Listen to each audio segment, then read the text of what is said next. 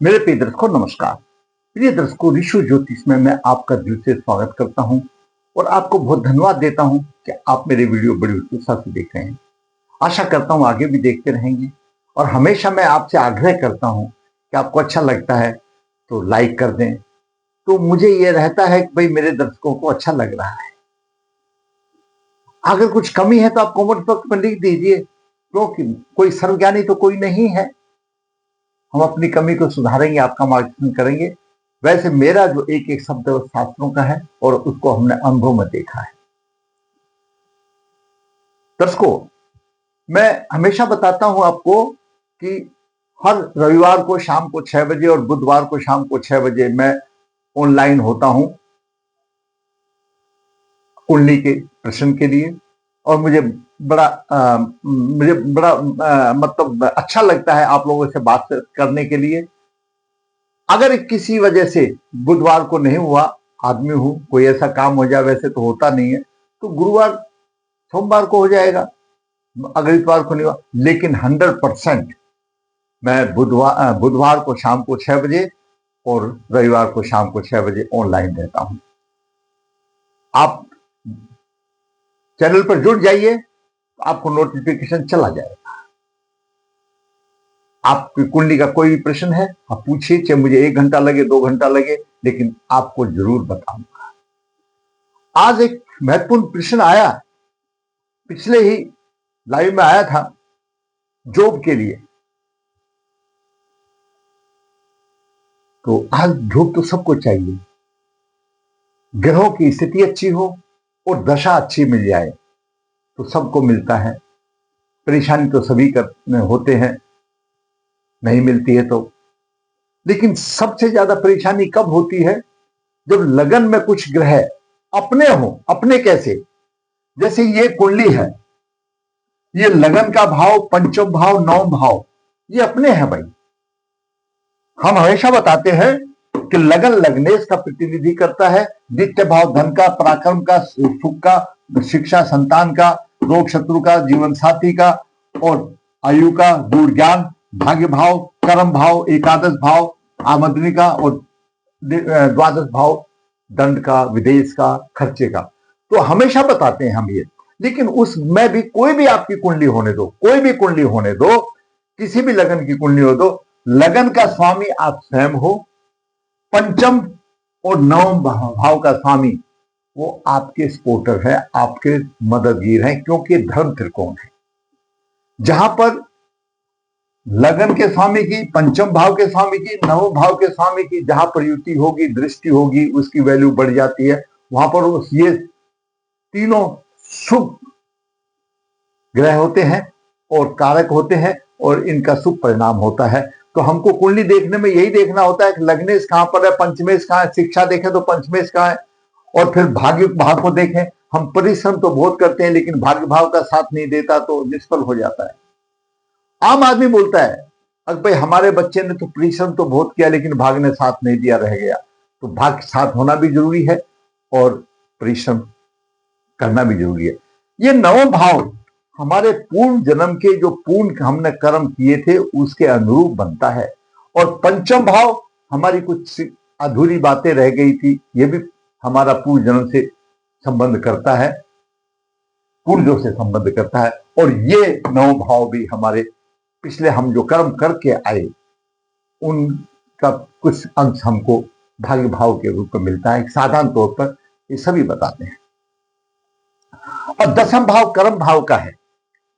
किसी भी कुंडली लगन, किसी भी कुंडली होने दो, संभाव न्यूट्रल है, सबने कर्म करना है, अच्छा होगा। अगर लग्नेश है तो उसका दो मित्र आ जाता है, और दूसरा है तो वो कोई बात नहीं है, लेकिन कर्म तो सभी ने करना है, किसी भी लगन को। जब लगन का स्वामी, पंचम भाव का स्वामी और नवम भाव का स्वामी, आप थोड़ा सा सोचिए, अगर ये साथ ना दें, अगर मैं ये कहूं अपने ही साथ ना दें तो दूसरे और ग्रह क्या साथ देंगे? नहीं देंगे, वो भी छोड़ देंगे ना। किसी ने ठीक ही बताया है, अपनों का साथ हो तो बहुत अच्छी बात है, दूसरे आदमी तो थोड़ी बहुत दूर मंजिल तक साथ देंगे। तो लगन का स्वामी भी साथ नहीं दे रहा, पंचम भाव का स्वामी भी साथ नहीं दे रहा, और भाग्य भाव का भी साथ नहीं दे रहा, तो फिर कितनी कुंडली नष्ट आ जाती है। लगन दोष हो गया। साधारण तौर पर लगन दोष क्यों होता है? नीच राशि में हो, पीड़ित हो, अशुभ प्रभाव हो, प्रभावहीन हो, छठे, आठवें, 12वें भाव में हो, पीड़ित हो, प्रभावहीन हो, तो लगन दोष हो गया।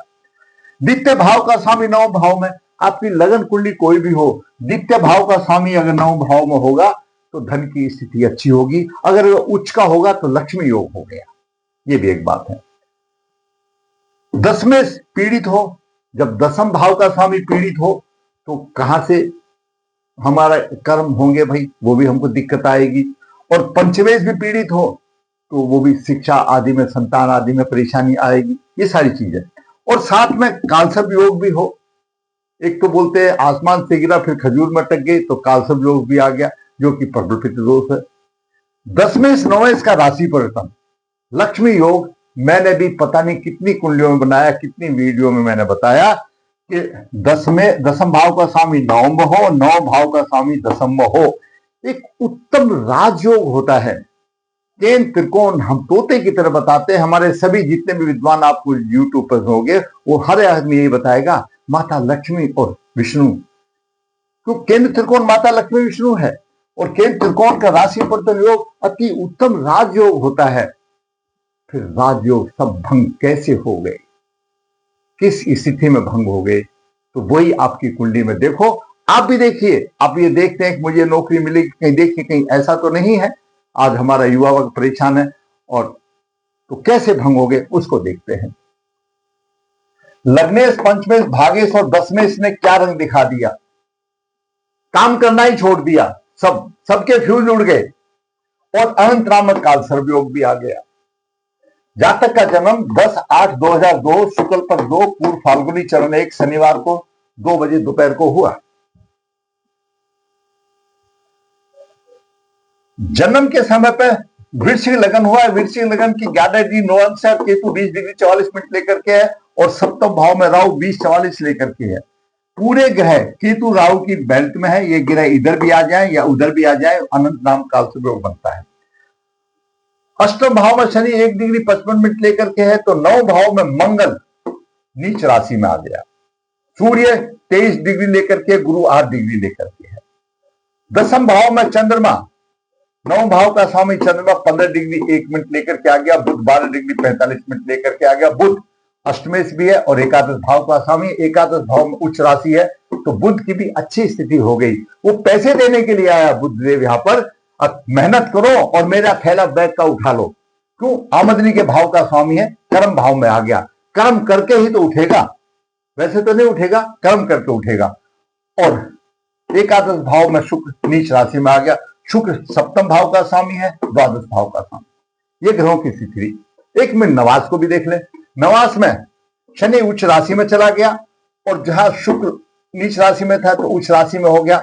ये शापा खत्म हो गया, शुक्र शुभ फल देगा, मान लिया।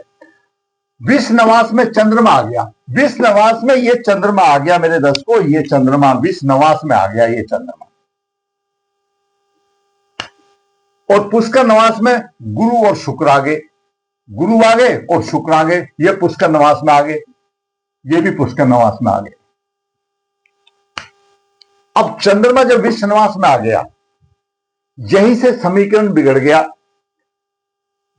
पहली बात, लग्नेश नीच राशि में है। सिद्धांत के मुताबिक जब हम बोलते हैं लग्नेश नीच राशि में, इस भाव की हानि क्या करेगा? यहां तो सूर्य भी फलदाता बैठा हुआ, गुरु भी फलदाता बैठा, मंगल का नजर नाम ही नहीं आएगा। और फिर इस 9 भाव का स्वामी चंद्रमा दशम में चला गया, तो ये नीच भंग हो गया। मतलब 9 भाव की हानि नहीं करेगा, मंगल तो नीच का ही रहेगा। 9 भाव स्वामी चंद्रमा चला गया, हानि नहीं करेगा, मंगल नीच का ही रहेगा। अब मंगल अस्त भी हो गया, यहां पर एक और बात आ गई समस्या, मंगल अस्त भी हो गया, ठीक है। और केतु का प्रभाव भी आ गया 9 दृष्टि से मंगल पर, तो मंगल भी चला गया, काम से चला गया। और मंगल कौन है? लग्नेश। एक तो अस्त हो गया, नीच का तो चक्कर ही छोड़ दो। नीच का तो दरअसल देखा जाए तो दर्शकों, मैंने काफी विद्वानों को भी ये सुना है, मैंने भी समझ किया, नीच तो एक टोटल का है। नीच ऐसे सोचो जैसे आपकी खुद की बहन नहीं है और कोई कजन सिस्टर है या और सिस्टर है तो वो भी बहन है, इस तरह से लगा लो, उसका कोई प्रभाव कोई भंग होता है, ये होता है थोड़ा बहुत उसमें, लेकिन उसको इतना नेग्लेक्ट ही कर देते हैं, उसको मतलब ही नहीं रह जाता। और भी कई चीजें आती आती है उसको देखने के लिए, और चलो मानते हैं तो नीच भंग हो गया, खत्म हो गया। लेकिन चंद्रमा विषुवास में आ गया, मंगल अस्त हो गया सूर्य से और केतु से पीड़ित हो गया, तो मंगल देव काम से चले गए, सूर्य भी अपने आप में केतु से पीड़ित हो गया, यहां पर सूर्य देव भी काम में चले गए, सूर्य देव को भी दोष लग गया, और गुरु पर भी केतु का प्रभाव आ गया। बात देखिए, तो गुरुदेव को भी प्रभाव आ गया, उच्च दृष्टि में थे। वरना द्वितीय भाव का स्वामी, पंचम भाव का स्वामी गुरु उच्च राशि में है, अच्छा धन का योग बनता है, लेकिन पीड़ित हो गए। अब धन जब मिलेगा जब काम करेंगे, जमीन जायदाद हो तो वो एक अलग बात है। लक्ष्मी योग था, द्वितीय नौ भाव में उच्च राशि में, द्वितीय भाव का स्वामी नौ भाव में उच्च राशि में, अगर आपका भी है द्वितीय भाव का स्वामी नौ भाव में है, उच्च राशि में है, तो लक्ष्मी योग बनेगा, धन के भंडारे मिल जाते हैं। पंचमेश नौ भाव में, पंचम भाव का स्वामी नौ भाव में, तो भी धन की अच्छी स्थिति रहेगी। दसमेश नवेश का राशि परिवर्तन, दसमेश नवेश का राशि परिवर्तन लक्ष्मी योग बनाया। माता लक्ष्मी की हमेशा कृपा रहती है, मैं खुद अपना बताता हूं तो शास्त्र बताता है। लेकिन यहां पर दसमेश और नवेश का राशि परिवर्तन तो है, तो चंद्रमा तो विषुवास में चला गया और सूर्य पीड़ित हो गए, फिर कहां रहेगा, फिर तो नहीं रहेगा। माता लक्ष्मी ने भी आपके हाथ कर्मों के आधार से अपने हाथ खींच लिए, तो ये विषुवास में आ गया। उसका नवास में गुरु और शुक्र है, अब गुरु और शुक्र, गुरु तो पीड़ित हो गया, अब मान लिया उसका पीड़िता भी दूर करेंगे तो वो धन के अच्छे करेगा, शिक्षा भी अच्छी देगा, और उच्च राशि में है, अच्छा फल देगा। उसके पीड़िता दूर करने के बाद होगा, केतु राहु की शांति करने के बाद मिलेगा। सूर्य भी अच्छे फल देगा, पंचम भाव का स्वामी है भाई, विपरीत राजयोग नहीं मिले, यानी विपरीत राशि पर तो नहीं मिलेगा, तो सूर्य तो आ गया नौ भाव में देगा। क्यों? सूर्य चंद्रमा में क्या है, अगर चंद्रमा का गुरु के साथ कंपैरिजन करें तो चंद्रमा गुरु से सुपरलेटेड है, यानी चंद्रमा युवराज है ग्रहों की पंचायत में, और सूर्य तो राजा है। तो सूर्य दे सकता है जहां चंद्रमा नहीं देना चाहता, और सूर्य दे सकता है तो दे सकता है, तो वो सूर्य भी पीड़ित आ गया, तो कैसे होगा। और शुक्र पर राहु का प्रभाव आ गया, यहां पर भी दिक्कत आ गई। तो दर्शो लगन दोष हो गया, लगन पीड़ित हो गया, अस्त हो गया। द्वितीय भाव का स्वामी उच्च राशि में आया, केतु से पीड़ित हो गया, ये भी चला गया। दसमेश सूर्य भी पीड़ित हो गया, कहां से होगा। पंचमेश भी पीड़ित हो गया, कहां से होगा। अनंत नामक काल संयोग सभी इसी राहु केतु की परिधि में है। संघर्ष में जीवन बनेगा, वैवाहिक जीवन कष्ट में होगा, कुटुंब के प्रति कुटुंब वाले उनको साथ नहीं देंगे, मानसिक परेशानी रहेगी और हमेशा भय का वातावरण रहेगा। ये संपूर्ण काल संयोग आ गया, पितृदोष आ गया। अब इसके बाद भी अगर दशाएं अच्छी मिलती हैं तो ऐसा नहीं है ये जो मैंने इतना क्लास लगाया जो किया कि कुछ फल नहीं मिलेगा, कुछ हद तक तो फल मिलेगा। हानि होगी ना थोड़ी बहुत, भाई कुछ तो मिलेगा, हानि तभी तो होगी जब कुछ हमको मिल रहा है, तभी तो हानि होगी, या तो मिल ही नहीं रहा। अब दशा भी देखते हैं, सूर्य की महादशा 28/1/2020 से लेकर के 26 तक थी। 20 में जातक की आयु 18 साल की थी, अंडर एज था, कोई नहीं मिलता। उसके बाद सूर्य की अंतर्दशा चलेगी, तो बाद में शुक्र की अंतर्दशा आई, तो शुक्र तो उसके लिए अकारक है। चंद्रमा की शुक्र की अभी शुक्र की चल रही है, इससे पहले और जो इनकी आई, जो पीड़ित आई, तो कहीं नहीं मिला, कहीं बात नहीं बनी। अभी जातक की आयु आज 23 साल की है, 23 साल कुछ महीने की है। अब चंद्रमा की महादशा 2026 से चालू होगी, 10 साल की। अभी तो अंडर एज में घूम रहा है, क्योंकि 23 साल की आयु हुई है उसकी, तो यहां पर दशाएं शुभ नहीं थी, नहीं तो 21 साल में भी नौकरी लग जाती है, कोई बात नहीं। ये ग्रहों की स्थिति ऐसी रही। अगर इस बालक ने, अभी तो कुछ नहीं बिगड़ा है, ये मैंने दोस्त आज इसको सही टाइम पर बता दिए, अभी तो कुछ नहीं बिगड़ा है। अभी अगर इन सब का उपाय कर लेगा तो यहाँ चंद्रमा देव एक्टिव हो जाएंगे, केतु का भी हाथ जोड़ लेगा, केतु के उपाय कर लेगा, तो पीड़ित है। इतनी अच्छी कुंडली है, बहुत अच्छी कुंडली है। मंगल का रत्न धारण कर लो, पितृ दोष निवारण करो, मंगल का रत्न ध्यान को, और केतु और मंगल की शांति कराओ, सूर्य केतु की शांति कराओ, गुरु केतु की शांति कराओ, इनसे बचाओ। और सूर्य को अर्घ दो, सुबह होते हुए 1 घंटे के अंदर अर्घ दो। जब सूर्य उदय होता है रोजाना 1 घंटे के अंदर, उसका 1 घंटे का मतलब क्या होता है दोस्तों, हर एक दिन अगर आप रविवार को जल दे रहे हैं तो सूर्य की हो रहा है, और सोमवार को दे रहे तो चंद्रमा की हो रहा है, मंगल को दे रहे तो मंगल की हो रहा है। इस तरह से देते देते शनिवार को जब आप 1 घंटे के अंदर दोगे तो शनिवार की हो रहा है। वो सभी ग्रहों को जल पहुंच जाता है। आप विधिवत दीजिए तो आपको फायदा होगा। अभी कुछ नहीं बिगड़ा है, अभी तो 23 साल की उम्र है, और अब दशा आने वाली है 2026 से लेकर 36 तक 10 साल। इस चंद्रमा की भाग्य के स्वामी की दशा आने वाली है। अभी तक तो दशाएं अनुकूल नहीं थी और ये ग्रह पीड़ित थे, आपको नहीं मिलना था। आपने समय पर हमसे पूछ लिया, पिछले ही लाइव प्रोग्राम में बताया, तो हमने आज इनको बता दिया। बिल्कुल राह आसान हो जाएगी और ये सारे योग मिल जाएंगे। जितने भी लक्ष्मी योग बता दिया, द्वितीय उच्च राशि का यही प्रभाव मिलेगा। अच्छे योग है, लग्नेश 9 भाव में है, धर्म का पुजारी होगा, योगांश हो गया, योग है लड़का भाई, अस्त है ना, रतन धारण कर लो। जगह तो स्थिति है, गले में रतन धारण कर लो। पंचम भाव का स्वामी सूर्य यहाँ, पंचम भाव का स्वामी उच्च राशि में हो गया, इससे अच्छा और क्या चाहिए। और 10वें भाव का स्वामी 9वें भाव में आ गया, राजयोग हो गया। और चंद्रमा यहां चला गया तो राशि प्रथम योग हो गया, उत्तम राजयोग हो गया। लेकिन चंद्रमा विषनवास में आ गया उनके कर्मों के आधार पर। सूर्य भी पीड़ित हो गया उनके कर्मों के आधार पर, गुरु भी पीड़ित हो गया उनके कर्मों के आधार पर। वो उन कर्मों का प्रायश्चित करो और सूर्य को लगातार जल दो, और मंगल का आप लग्नेश का रत्न गले में धारो, तो अच्छे ग्रह योग है। हम संवार सकते हैं, बदली नहीं कर सकते। कर्म भोग तो भोगना पड़ेगा। अगर कोई ये बोले कि नहीं ये हो जाएगा, नहीं दर्द को, आपको कारत्व कर्म करने चाहिए। जो भी अशुभ फल दे रहा है या शुभ फल दे रहा है, और विधिवत आप इनका उपाय कीजिए, आपकी राह आसान अवश्य होगी। वो सिर्फ आपके ऊपर है। आप श्रद्धा से करोगे तो आप दिन रात चौगनी करोगे। अच्छे ग्रह हैं, अच्छे योग हैं।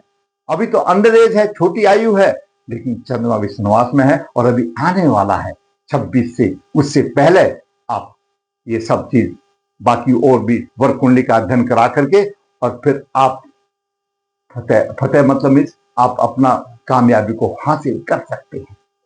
अगर आपको वीडियो अच्छा लगा तो लाइक करें, शेयर करें। जिसने चैनल सब्सक्राइब नहीं, सब्सक्राइब करें, ताकि आने वाली भी अपडेट आपको आता रहे।